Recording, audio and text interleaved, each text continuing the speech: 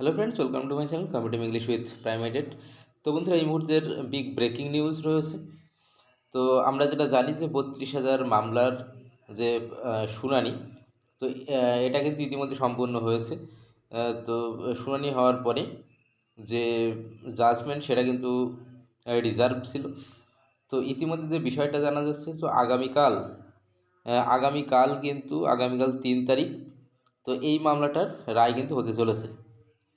তো এটা দুপুর 2টোর পরেই এই রায়টা কিন্তু হবে। West Bengal board of primary education and ORS versus Priyanka Naskar and ORS যে মামলাটা রয়েছে, তো এই মামলার কিন্তু রায় হতে চলেছে।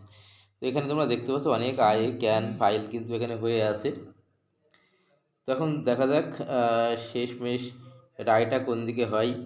তো বিভিন্ন বিষয় কিন্তু উঠে এসেছিল যখন শুনানি চলছিল, তবে রায়টা এখন কোন দিকে যায় সেটাই এখন দেখার রয়েছে। তো পিটিশনার যারা ছিল, তো তাদেরকেও কিন্তু চাকরি দেওয়ার জন্য তারা তাদের মতো করে বলেছিল, পর্ষদের মতো করে বলেছিল। একটা সংখ্যাও যেটা দেখিয়েছিল সেটা খুবই নগণ্য, খুবই সামান্য কিছু দুর্নীতির বিষয়ে পর্ষদের পক্ষ থেকে জানানো হয়। এখন দেখা যাক রায়টা কোন দিকে আসে।